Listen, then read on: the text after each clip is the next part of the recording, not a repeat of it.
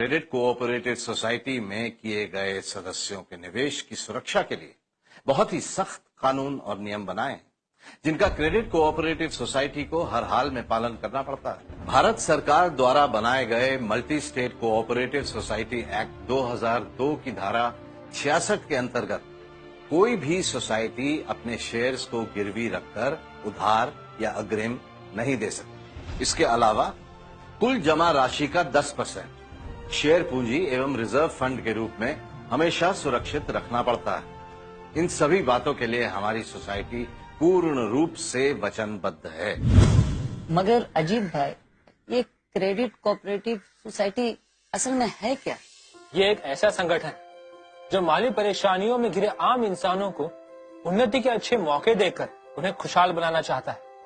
लेकिन हमारी ये सोसाइटी बाकी कंपनियों से काफी अलग है। जैसे रिलायंस, टाटा स्टील, इन सब कंपनियों में मालिकाना अधिकार सिर्फ कुछ दौलतमंदों के हाथों में होता है। वहां आप नौकरी कर सकते हैं लेकिन मालिक कभी नहीं बन सकते, जबकि इस सोसाइटी में आप उपभोक्ता तो होते ही हैं और साथ ही साथ इसमें होने वाले मुनाफे के बराबर हिस्सेदार भी होते हैं। जी हाँ, क्रेडिट कोऑपरेटिव सोसाइटी का ढांचा ही कुछ इस तरह का है कि इस पर कोई भी पूंजीपति कब्जा नहीं कर सकता और न ही कोई इसे विरासत के रूप में किसी के नाम कर सकता है।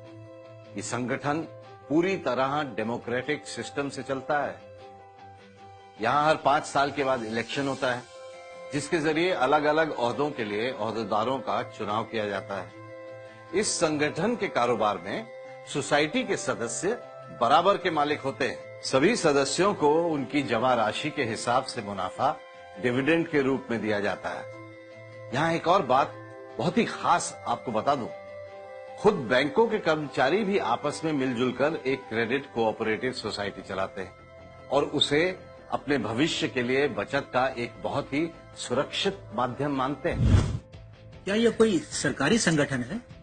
सहकारी नियमों के अंतर्गत हमारी सोसाइटी को सरकारी अनुमति भी हासिल है, लेकिन यहाँ पर यह जान लेना भी जरूरी है कि जिस किसी सोसाइटी का कार्य क्षेत्र एक राज्य तक सीमित होता है, उस सोसाइटी पर उस राज्य के अधिनियम लागू होते हैं, और जिस सोसाइटी का कार्य क्षेत्र एक से अधिक राज्यों में फैला हुआ है, उस पर multi state cooperative society act 2002 लागू होता है। और जिस राज्य में कोऑपरेटिव सोसाइटी एक्ट नहीं होता, वहां सेंट्रल गवर्नमेंट का सेंट्रल कोऑपरेटिव सोसाइटी एक्ट 1912 लागू होता है। अरे वाह, तब तो ये सोसाइटी एकदम लीगल है। जी हाँ, लख बाकायदा भारत सरकार के कृषि मंत्रालय द्वारा पंजीकृत हुई है। पंजीकरण के समय रजिस्ट्रार द्वारा बताए गए उप नियमों तथा समय समय पर रजिस्ट्रार द्वारा किए गए संशोधन के तहत ही ऐसी सोसाइटी को काम करना पड़ता है। इसके अलावा सरकारी अफसरान भी नियमित रूप से क्रेडिट कोऑपरेटिव सोसाइटी की निगरानी करते हैं, लेकिन नियंत्रण पूरी तरह सोसाइटी और उसके सहकारियों के हाथों में ही रहता है। अरे वाह, ये तो बहुत ही अच्छा सिलसिला है। बात तो समझ में आ रही है, पर एक सवाल है, क्या दूसरे बैंकों की तरह इस सोसाइटी ने भी आरबीआई का लाइसेंस लिया है? नहीं, लेकिन आपने सवाल पूछा है तो इसका जवाब पूरे ध्यान से सुनिए और समझिए। आरबीआई, आईआरडीए या सेबी का क्रेडिट कोऑपरेटिव सोसाइटी से कोई रिलेशन नहीं है। आरबीआई बैंकों को गवर्न करता है, आईआरडीए इंश्योरेंस कंपनियों को गवर्न करता है और सेबी गवर्न करता है कारोबारी कंपनियों को। लेकिन हमारा संबंध सीधे भारत सरकार के कृषि मंत्रालय से होता है। पॉन्जी स्कीमों की आड़ में जालसाजी करने वाले अब तक करोड़ों लोगों के साथ फ्रॉड कर चुके हैं। पैसा हड़प करना इन जालसाजों का पहला और आखिरी मकसद होता है। ये शातिर चोर कम समय में 2 गुना और 4 गुना करने के ऐसे ऐसे झूठे ख्वाब दिखाते हैं कि इनके झांसे में अनपढ़ जरूरतमंद ही नहीं फंसते, पढ़े लिखे इंसान भी फंस जाते हैं।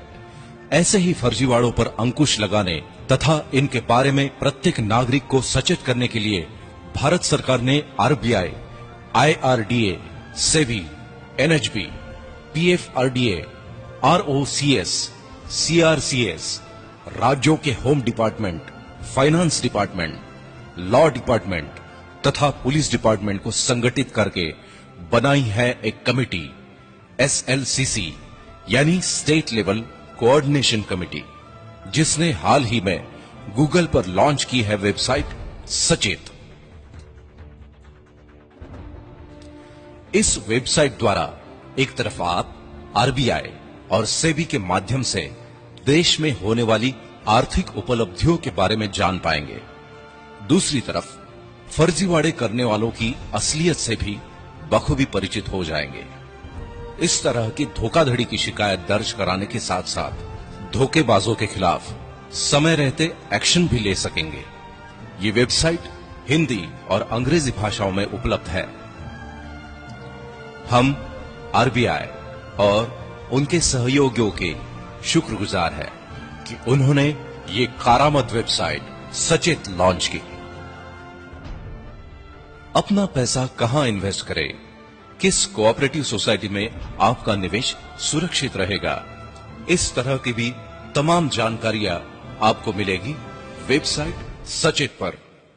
एक क्रेडिट कोऑपरेटिव सोसाइटी अपने सदस्यों से आरडी, एफडी, एमआईपी, बचत खाता आदि के रूप में राशि स्वीकार कर सकती है और जरूरत पड़ने पर उन्हें लोन भी दे सकती है।